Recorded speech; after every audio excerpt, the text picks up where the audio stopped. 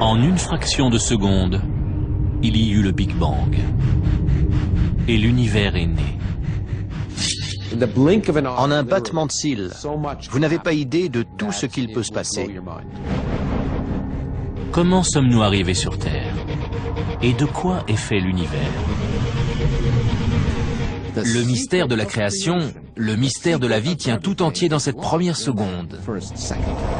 La science est sur le point de découvrir ce qui s'est passé lors de l'instant le plus déterminant de toute notre histoire.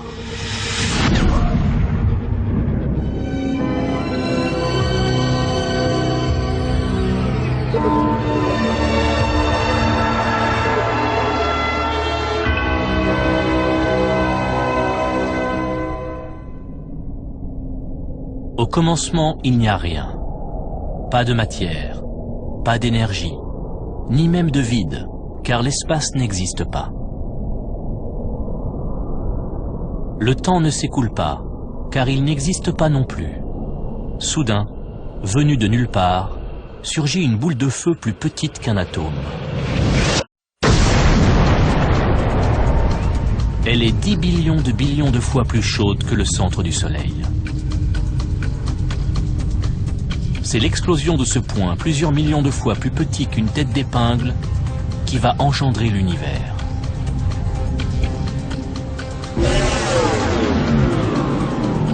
Le temps commence à se dérouler. En l'espace d'une seconde, le cosmos tout entier se profile. Comment est-ce arrivé? C'est le plus grand mystère de tous les temps. Le professeur Lawrence Krauss a consacré toute sa carrière à étudier cette première seconde qui a suivi le Big Bang. Pour bien comprendre notre place dans l'univers, il nous faut revenir au tout début et à comment tout ça s'est formé.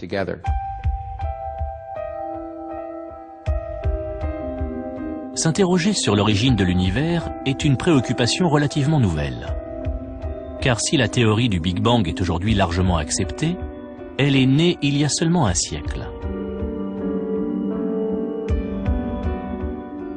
Notre connaissance de l'univers est très récente. Il y a 80 ans, les scientifiques pensaient que l'univers était statique et qu'il existait depuis toujours. Tout cela change en 1929. À l'observatoire du mont Wilson, en Californie, l'astronome Edwin Hubble étudie la lumière émise par les galaxies. Il constate que plus une galaxie est éloignée, plus la longueur d'onde de la lumière qu'elle émet est grande. Plus les ondes lumineuses voyagent, plus elles s'étirent, et par conséquent, leur longueur d'onde se modifie. Le même principe s'applique aux ondes sonores. Plus un train approche, plus son sifflet paraît aigu.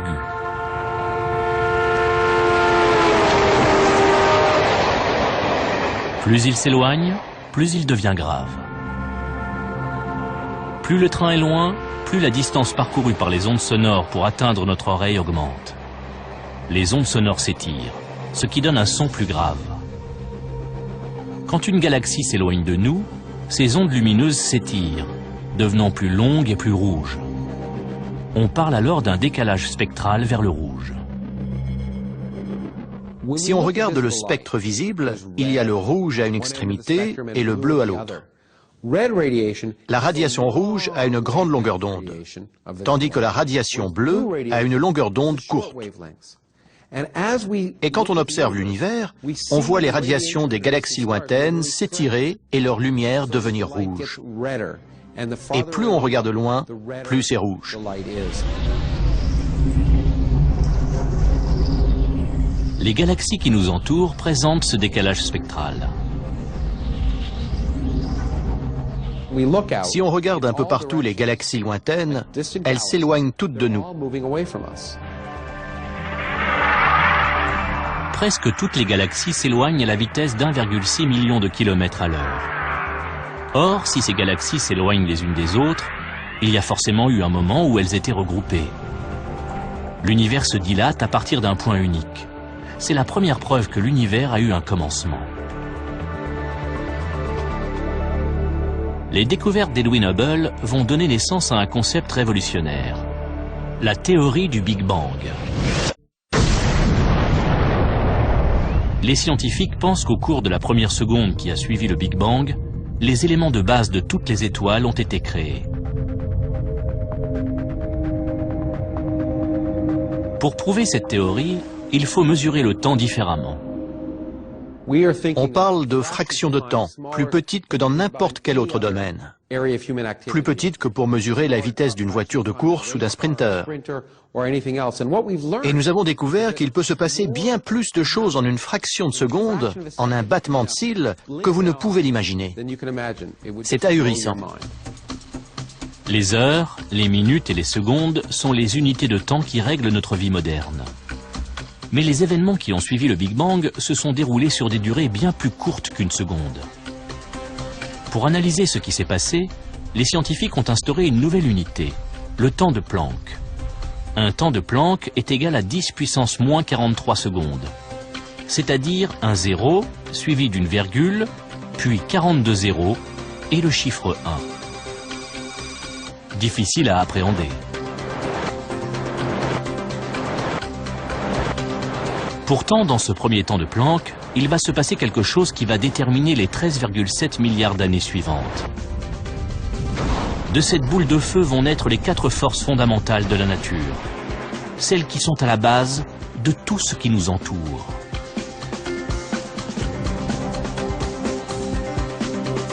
La gravité est à l'origine de la formation des étoiles et des planètes.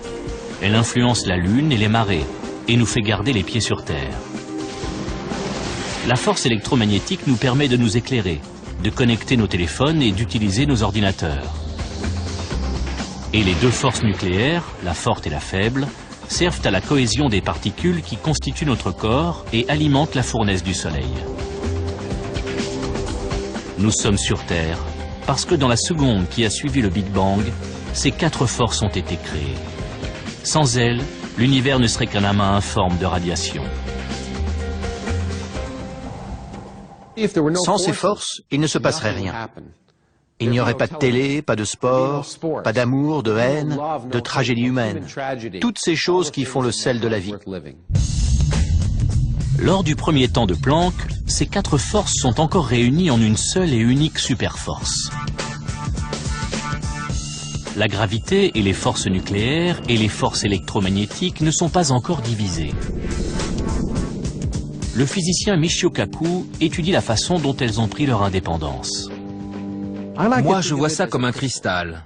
Un superbe cristal symétrique dans lequel toutes les forces sont réunies dans leur élégante simplicité au commencement des temps. Lorsque l'horloge cosmique avance d'un temps de Planck, l'univers, qui n'est encore qu'une minuscule boule de feu, se dilate brutalement. Les 4 forces commencent à se séparer, comme si on refroidissait brusquement un cristal chauffé à blanc.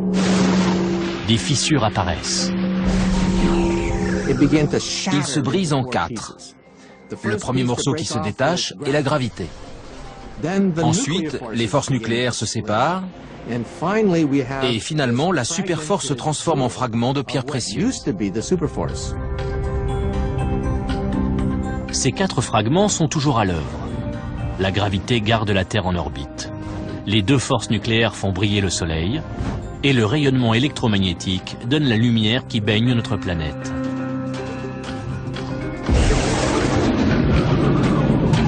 Notre voyage n'a débuté que depuis une fraction de seconde. Et déjà, les fondations de notre monde sont posées. L'univers n'est encore qu'une boule de feu, plus petite qu'un atome. Et sa température est de l'ordre de 1000 billions de degrés. Pour percer le mystère de l'expansion de l'univers, les scientifiques utilisent des télescopes si puissants qu'ils peuvent voir le passé. Lorsque l'astrophysicien David Spergel regarde le ciel, c'est l'histoire qu'il voit défiler. Quand on observe l'espace, on regarde dans le passé. La lumière voyage à une vitesse déterminée. Par exemple, la lumière du Soleil met environ 8 minutes pour nous parvenir. Nous voyons le Soleil non pas comme il est, mais comme il était il y a 8 minutes. Quand on regarde les étoiles, la nuit, elles sont peut-être à 10 ou 20 années-lumière. Nous les voyons comme elles étaient il y a 10 ou 20 ans. Plus on regarde loin dans l'espace, plus on se rapproche du Big Bang. La lumière des étoiles lointaines met des milliards d'années à nous parvenir. Elle s'étire tellement durant son voyage qu'elles se transforment en ondes radio. Il faut des radiotélescopes pour les percevoir.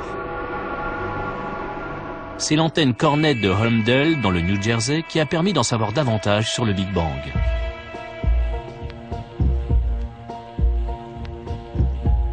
Dans les années 60, dans les laboratoires de la compagnie de téléphone Bell, Arno Penzias et Robert Wilson mesurent les ondes radio émises par des nuages de gaz dans la Voie lactée. Mais l'antenne Cornet qu'ils utilisent capte des interférences. Voici ce qu'ils entendent. Et ça vient de toutes les directions. Partout où ils regardaient, ils entendaient ce même bruit de fond. Ça n'était pas logique. Ils ont d'abord cru à un défaut de l'antenne. Ils l'ont nettoyée, enlevé les fientes de pigeons qui pouvaient créer des interférences. Ils ont recalibré l'antenne, ils ont tout vérifié minutieusement. Mais le bruit de fond est toujours perceptible. Penzias et Wilson décident de se concentrer sur sa provenance. Ils ont découvert que ce rayonnement ne provenait pas de la Terre, ni de notre galaxie. Ça venait de l'espace lointain, c'était partout. Le rayonnement que perçoit leur antenne est plus ancien et plus lointain que tout ce qui a été capté jusqu'alors. Par un heureux hasard, ils rencontrent des scientifiques de l'université de Princeton qui sont à la recherche des traces du Big Bang. Ils comprennent alors que ce qu'ils entendent est un écho venu de la nuit des temps.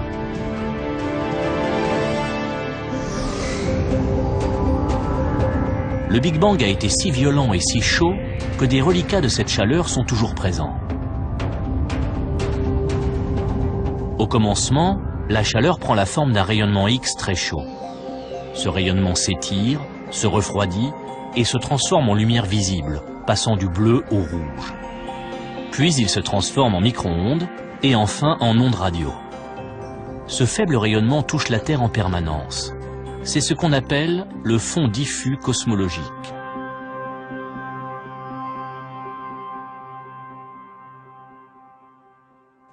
Le fond diffus cosmologique est l'écho de la création, les braises, les dernières lueurs de l'onde de choc originelle qui a donné naissance à l'univers.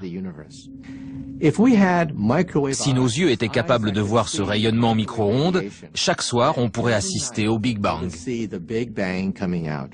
En regardant le ciel, on pourrait voir une explosion. 13,7 milliards d'années plus tard, il existe un moyen de voir ce rayonnement cosmique à l'œil nu.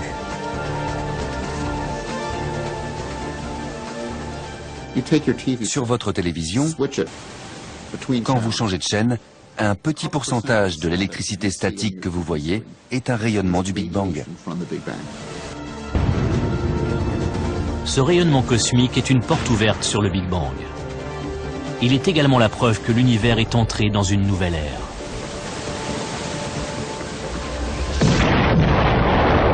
Moins d'un billionième de seconde après le Big Bang, le rayonnement cosmique est la clé qui permet de découvrir ce qui se passe ensuite.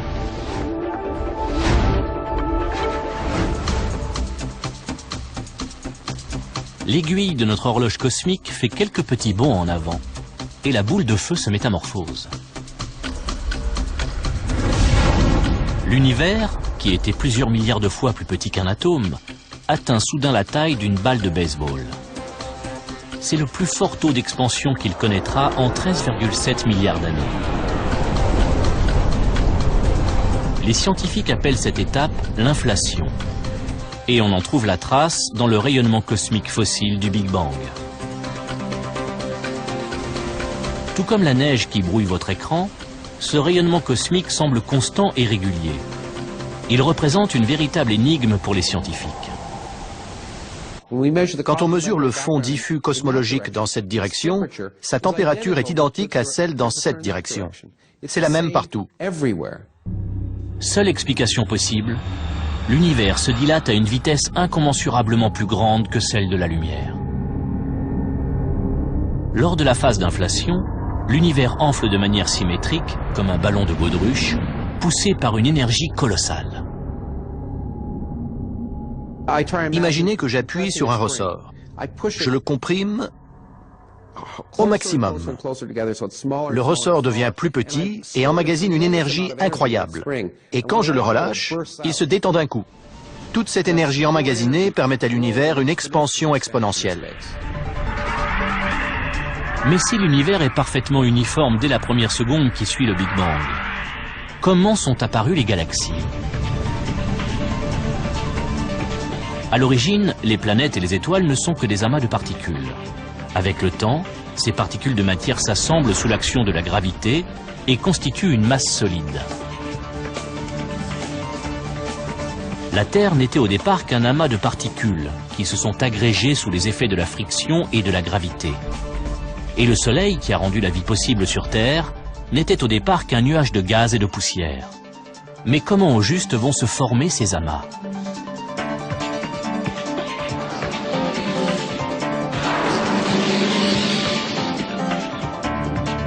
Pour tenter de comprendre la formation des étoiles et des planètes, les scientifiques de la NASA, comme David Spergel, ont développé la sonde WMAP, un satellite chargé de mesurer précisément les fluctuations de température du rayonnement cosmologique.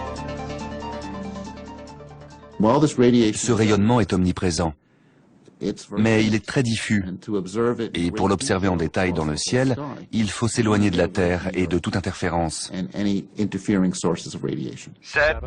mise à feu, les signaux sont au vert. 5, La NASA lance la sonde en 2001, allumage des moteurs.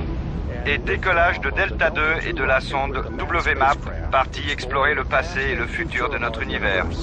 dans l'espoir qu'elle fournisse un instantané précis de l'univers dans sa première seconde. Le lancement a été un grand moment, très intense. L'avoir décollée et constater qu'elle fonctionnait. La sonde est en orbite à 1,5 million de kilomètres de la Terre. Elle est tellement sensible qu'elle peut mesurer la température du rayonnement cosmique à 1 millionième de degré près. Pendant 5 ans, WMAP va analyser le ciel dans ses moindres détails. Elle est en orbite, avec la Terre et le Soleil derrière elle, dirigée vers l'espace. Le satellite tourne très rapidement. La sonde couvre un tiers de la voûte céleste toutes les heures et dresse une cartographie du rayonnement fossile. La sonde suit la Terre dans son orbite autour du Soleil et enregistre les températures de la voûte céleste. Elle génère ensuite des cartes détaillées comme celle-ci. On y observe un phénomène étonnant. Les taches rouges et bleues dans la voûte céleste représentent de minuscules variations de température. Les petites zones bleues sont des zones où il fait quelques dizaines de millièmes de degrés plus froid. Et dans les zones rouges, il fait un peu plus chaud. On constate donc de minuscules variations de température dans le ciel. La sonde nous montre l'univers tel qu'il était il y a plus de 13 milliards d'années. L'univers continue de se dilater. Et ces minuscules variations vont se transformer en amas de particules qui vont grandir sous l'effet de la gravité et devenir suffisamment denses pour donner naissance à des étoiles et des galaxies. C'est le rêve de tous ceux qui embrassent une carrière scientifique. Voir des choses que personne n'avait jamais vues. Apprendre des choses passionnantes sur des questions fondamentales comme de quoi est fait l'univers? Que s'est-il passé au tout début? Voici une carte de l'univers dans la seconde qui a suivi le Big Bang. L'ébauche du cosmos que nous connaissons aujourd'hui. Lorsque les images du fond diffus cosmologique sont arrivées, la presse a titré « Le visage de Dieu ». Soyons réalistes, ce n'est pas le visage de Dieu, c'est en fait la photo d'un bébé, d'un univers balbutiant. Et donc la découverte du fond diffus cosmologique est vraiment l'une des découvertes scientifiques les plus importantes de tous les temps.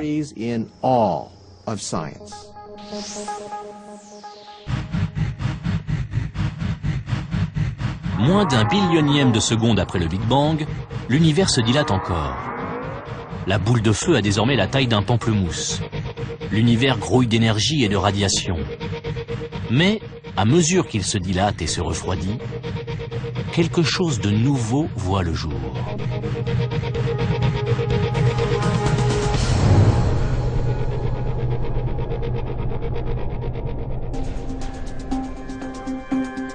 À peine une fraction de seconde après le Big Bang, le destin du cosmos semble déjà tout tracé. Le Soleil brûle grâce à des forces apparues il y a 13,7 milliards d'années. Les étoiles et les planètes se sont formées grâce à l'expansion rapide de l'univers. La science peut relier tout ce que nous connaissons aujourd'hui à la première seconde de la création. Les humains, eux, sont apparus grâce à ce qui s'est passé durant le temps de Planck suivant. L'univers est rempli d'éléments de base qui vont former la matière. Pour l'instant, à l'échelle de notre horloge cosmique, l'univers n'est encore qu'une boule d'énergie. Comment cette énergie pure s'est-elle transformée en matière? Tout ce qui nous entoure est fait de matière. La chaise sur laquelle vous êtes assis, l'air que vous respirez, la planète tout entière, et la matière est constituée d'atomes.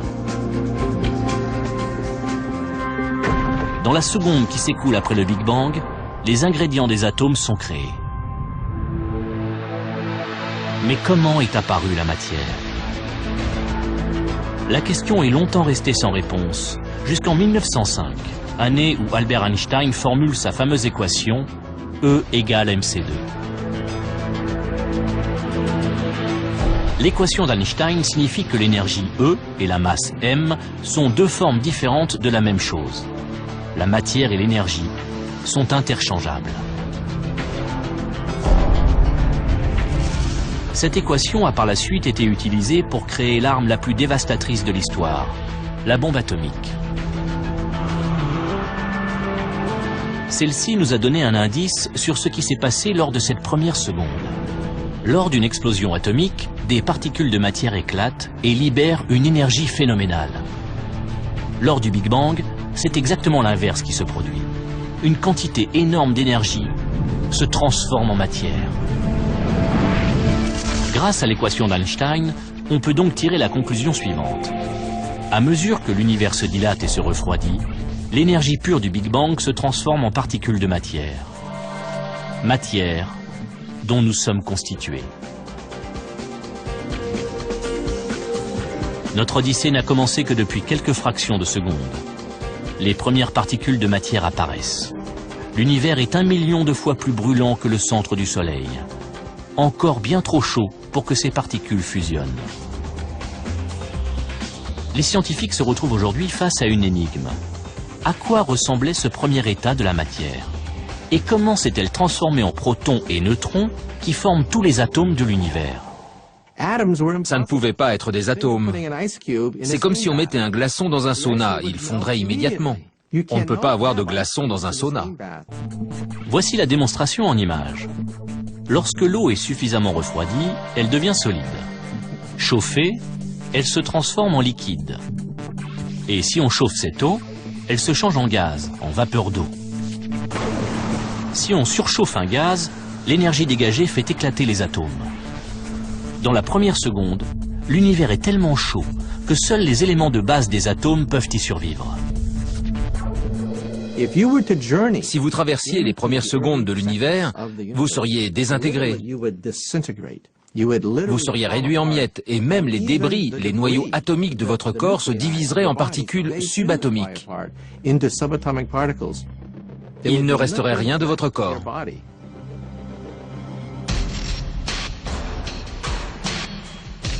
Il n'y a qu'un seul moyen de voir à quoi ressemblaient ces particules élémentaires de matière dans la seconde qui a suivi le Big Bang. Il suffit de recréer les conditions du Big Bang.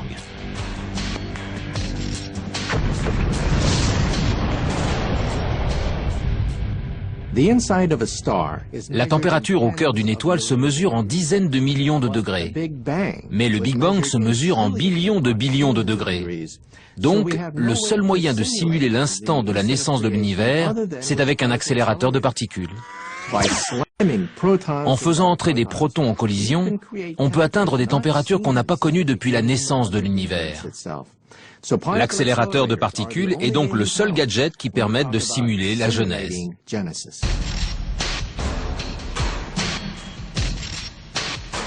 Voici le laboratoire national de Brookhaven, à Long Island. C'est là que se trouve le collisionneur d'ions lourds relativistes, ou RIC, un anneau de 3,8 km destiné à accélérer pratiquement à la vitesse de la lumière des noyaux lourds de cuivre ou d'or. Dans un accélérateur de particules, on fait entrer en collision des particules subatomiques, ce qui provoque une gigantesque pluie de débris.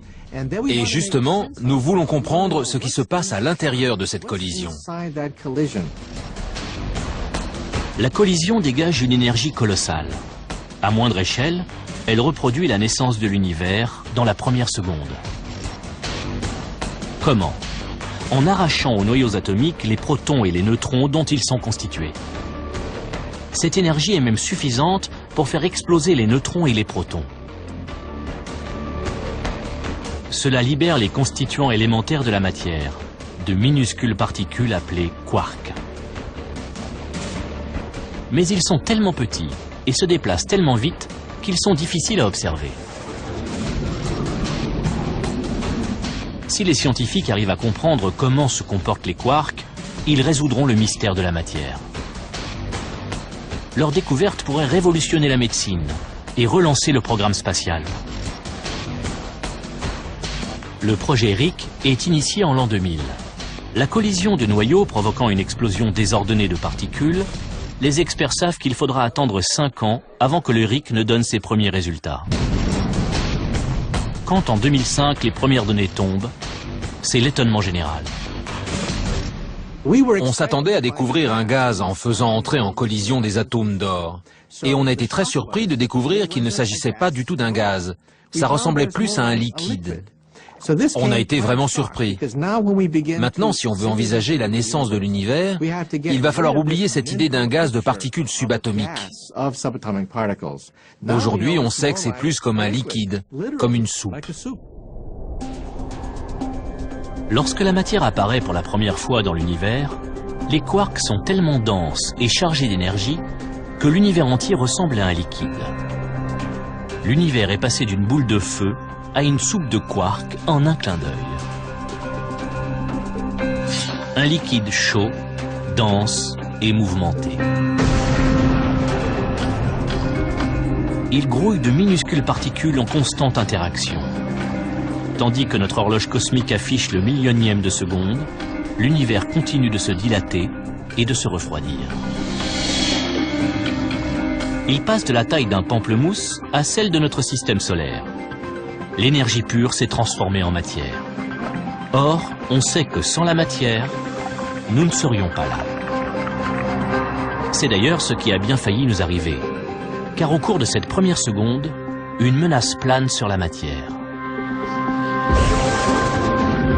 Une guerre terrible se prépare. Une fraction de seconde après le Big Bang, l'univers est une gigantesque soupe de particules. Mais ces minuscules particules de matière vont devoir se battre pour survivre.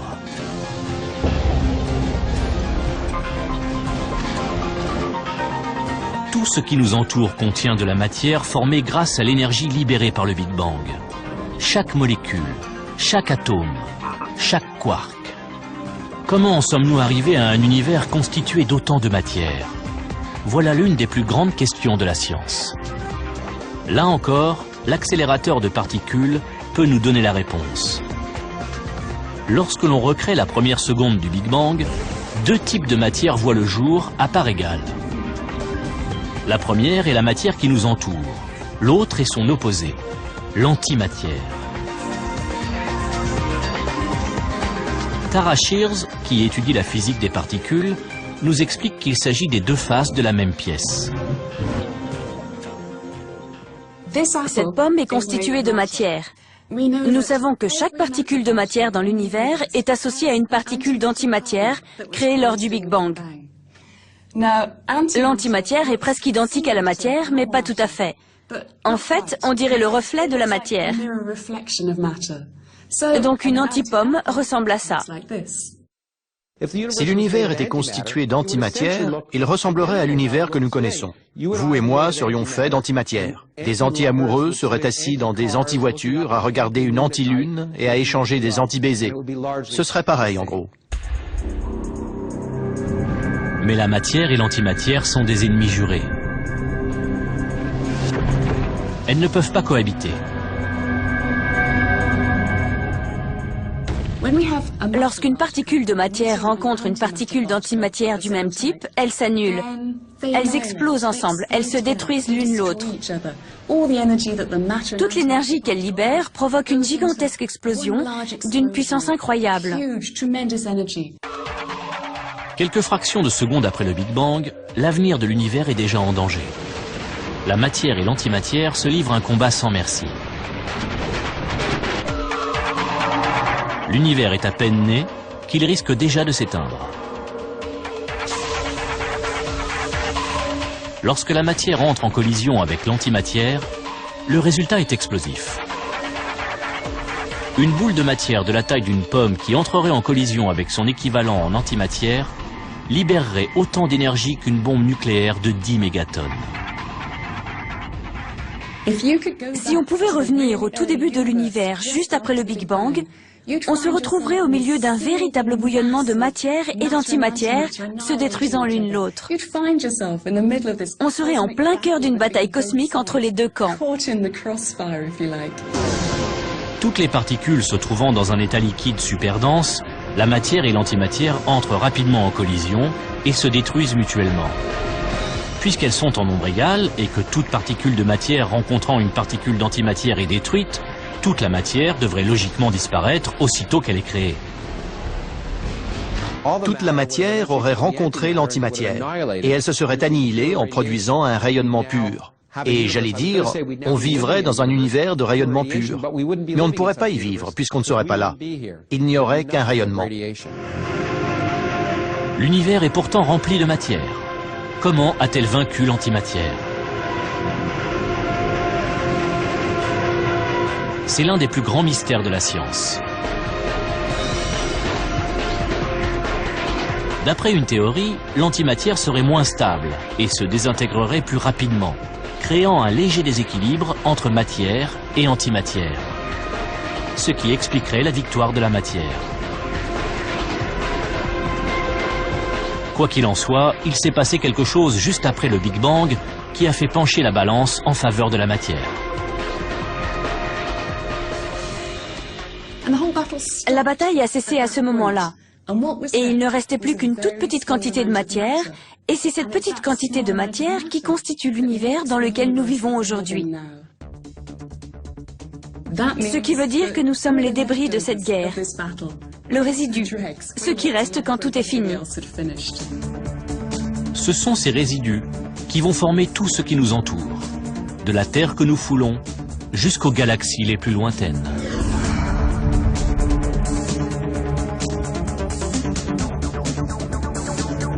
Lorsque notre horloge cosmique arrive à la fin de la première seconde, la superforce originelle s'est séparée en 4 forces distinctes.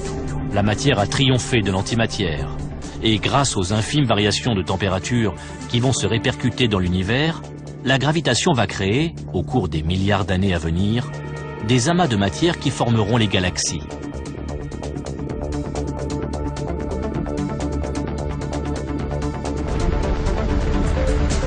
Mais un mystère reste à éclaircir, et pas des moindres. Nous savons comment les constituants de la matière se sont formés, mais nous ignorons ce qui donne sa substance à tout ce qui nous entoure. Nous avons progressé, mais il manque une pièce du puzzle. Qu'est-ce qui confère à chaque chose sa masse dans l'univers? La masse d'un corps est ce qui le rend difficile à déplacer ou arrêter. Lorsque nous sommes attirés vers le sol, c'est la gravité qui agit sur notre masse.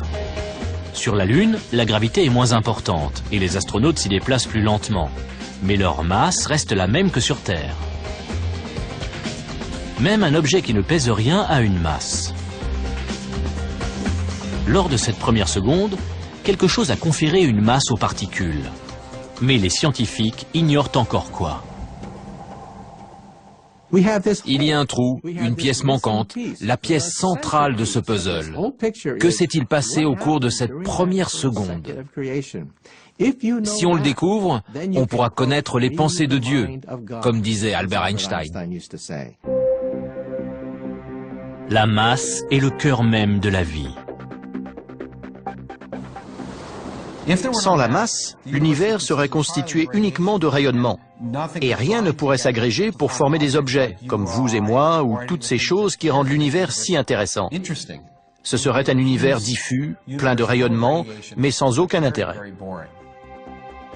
Si on découvre comment la masse s'est développée aux premiers instants de l'univers, on aura percé le secret de la vie. Si les scientifiques ne parviennent pas à découvrir d'où vient la masse des particules, cette première seconde restera une énigme.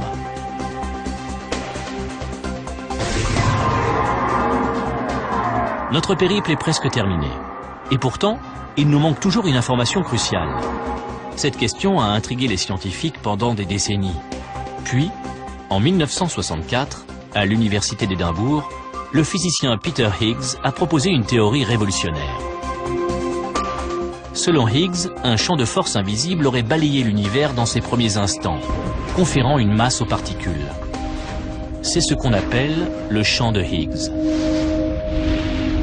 Lorsque les particules entrent en contact avec ce champ, elles acquièrent une masse. Imaginons que je suis en voiture et que je tombe en panne d'essence.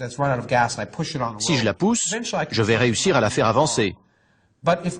Mais si elle roule dans de la boue, elle va me sembler plus lourde. Je ne vais plus y arriver. Eh bien, on pense que c'est un peu pour les mêmes raisons que les particules ont une masse. Il y a ce qu'on appelle le champ de Higgs, et les particules interagissent plus ou moins avec ce champ.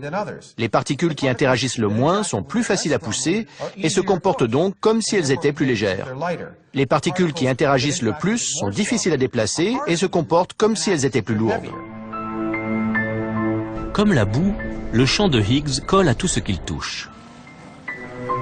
Lorsque des particules pénètrent dans le champ, elles acquièrent une masse.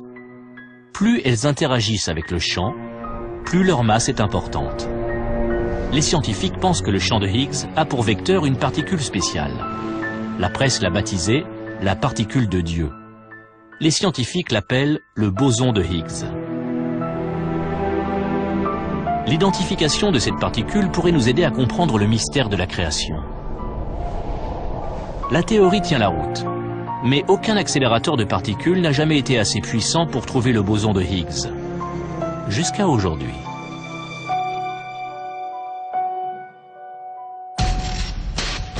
Enfoui sous terre, près de Genève, en Suisse, se trouve le dispositif expérimental le plus cher de l'histoire. Le Grand Collisionneur de Hadron, ou LHC. C'est le plus grand accélérateur de particules au monde, et notre meilleur atout dans la traque au boson de Higgs. Nous voulons voir si la particule de Higgs existe réellement. Et c'est pour ça qu'il faut construire ces accélérateurs gigantesques, pour voir si nous pouvons comprendre le mécanisme responsable de l'existence de tout ce que nous considérons comme dense et lourd dans l'univers. Le LHC a coûté près de 3 milliards d'euros. Sa construction a duré 14 ans et a nécessité la collaboration de 7000 scientifiques. Il a été inauguré en 2008. À une moindre échelle, il recréera les conditions qu'a connues l'univers il y a 13,7 milliards d'années. Une explosion tellement puissante qu'elle fera écho au Big Bang lui-même.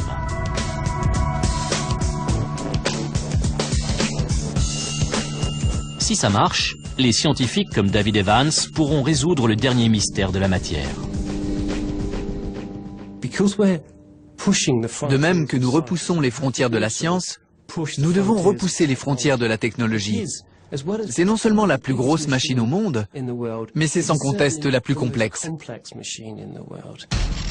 Enterré à environ 100 mètres sous terre, l'accélérateur forme un anneau de 26 km. À l'intérieur, 2 faisceaux de protons plus fins qu'un cheveu pourront être accélérés à une vitesse proche de celle de la lumière, plus de 299 000 km à la seconde. Le LHC fera se heurter les protons avec une énergie 7 fois plus grande que n'importe quel autre accélérateur. 300 billions de protons, répartis en 2 faisceaux cheminant en sens inverse, parcourront l'anneau et se percuteront au centre d'énormes détecteurs. Lawrence Krauss part inspecter l'un de ces détecteurs, de la taille d'un immeuble de 5 étages. Je me trouve dans ce qui a été décrit comme l'une des cathédrales gothiques du XXIe siècle. Ces structures gigantesques sont faites de milliers de tonnes d'acier, plus que la quantité de fer dans la tour Eiffel, et contiennent des dizaines de milliers de valves et de fils. Tout ça a été conçu par des milliers de physiciens de plusieurs centaines de nationalités et parlant des dizaines de langues différentes, au centième de millimètre près. Tout ça pour découvrir ce qui se passe là-dedans. Le long de l'anneau du LHC sont répartis 4 détecteurs géants. Celui dans lequel on espère observer le boson de Higgs est baptisé Atlas. Atlas fait la moitié de la taille d'un terrain de football et pèse aussi lourd qu'un sous-marin nucléaire. Il peut détecter 1000 milliards de collisions à la seconde. Lors d'une collision de protons, le choc sera tellement violent qu'il recréera en une fraction de seconde la matière, telle qu'elle était juste après le Big Bang. Une averse de particules fondamentales, comme les quarks. Dans les débris de cette explosion, les scientifiques espèrent trouver le mystérieux boson de Higgs. Mais vouloir dénicher une particule dans cette boule de feu revient à chercher une aiguille dans une meule de foin. Le boson de Higgs est tellement minuscule et a une durée de vie si courte que le détecteur ne pourra pas l'observer directement. Mais les scientifiques espèrent détecter la trace qu'il laissera derrière lui grâce aux caméras les plus sophistiquées du monde. Dans le sillage d'un avion, on voit un gigantesque panache de fumée, mais où est l'avion? On ne le voit jamais, il est trop petit. C'est le même principe pour les détecteurs. Les détecteurs ne peuvent pas voir la particule, mais ils peuvent détecter la trace laissée par la particule subatomique. Et en étudiant cette trace, nous pouvons déterminer de quel genre de particule il s'agit et sa vitesse.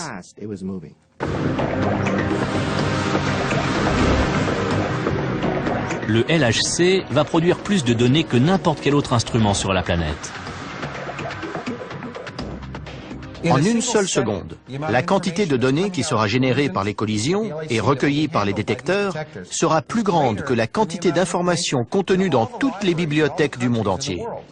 Nous allons obtenir quelque chose comme 15 millions de gigaoctets de données chaque année.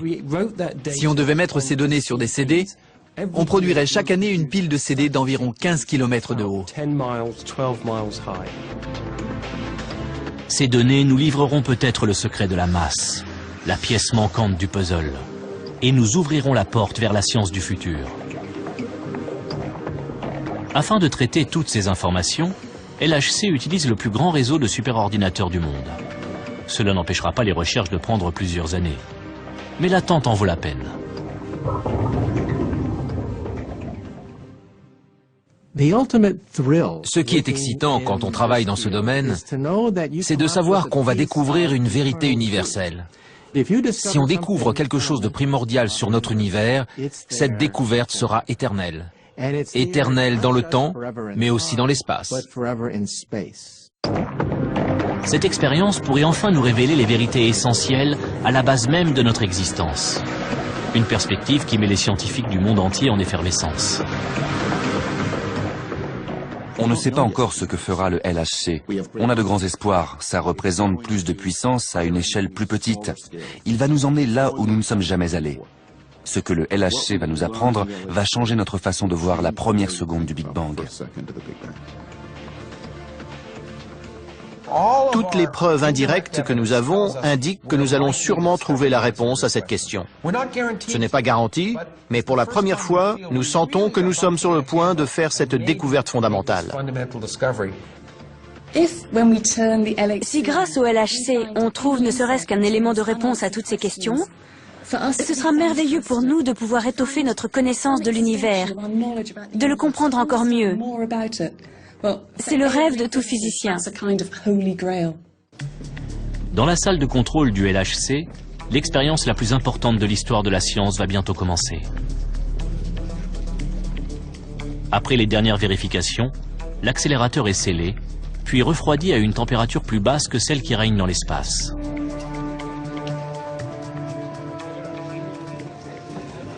Le LHC a été conçu, il a été construit, Et aujourd'hui, nous faisons les derniers tests avant de le mettre en route. Ce que vous voyez là, c'est où on en est des tests. Et les physiciens autour de nous observent ce qui se passe sur leur écran d'ordinateur. Le LHC pourrait lever le voile sur le plus grand mystère de la vie. Un peu comme si nous assistions au moment de la création.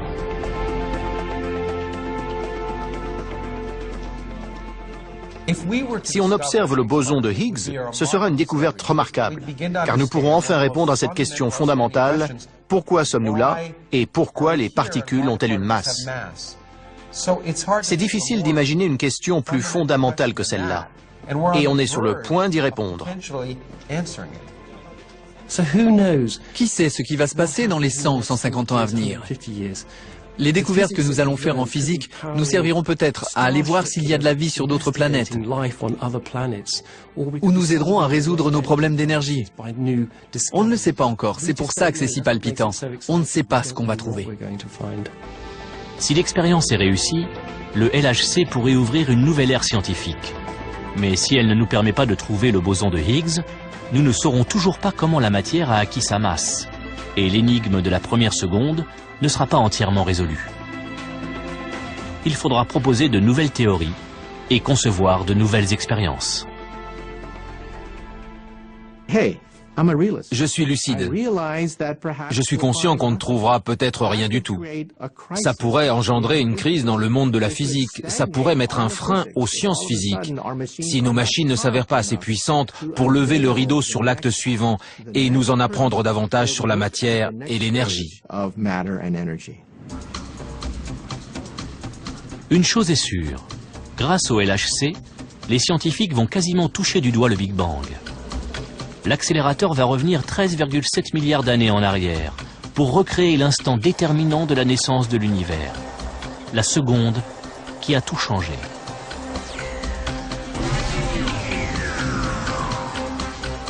L'aiguille de notre horloge cosmique avance d'un temps de Planck supplémentaire. L'univers est maintenant vieux d'une seconde. Il fait environ 1000 fois la taille de notre système solaire et grouille de particules de matière.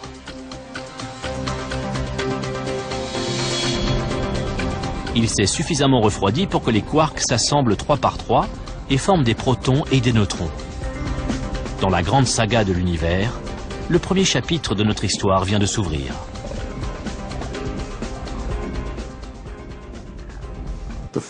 La première seconde de l'univers est un instant incroyablement important.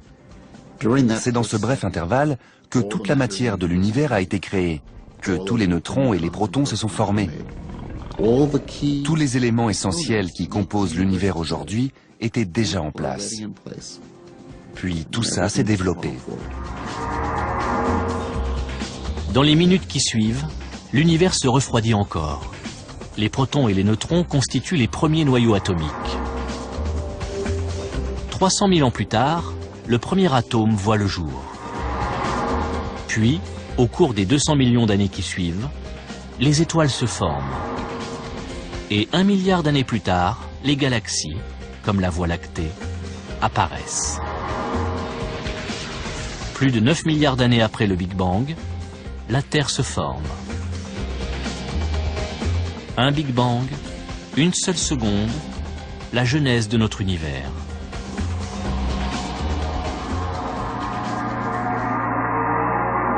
À la fin de cette première seconde, toute l'histoire cosmique est écrite, y compris l'avenir de l'univers.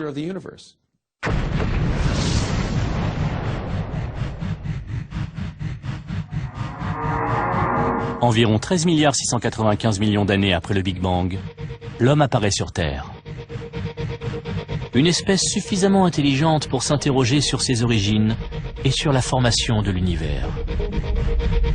En ce début de 21e siècle, nous sommes plus près que jamais de la réponse. Et le secret réside dans la toute première seconde.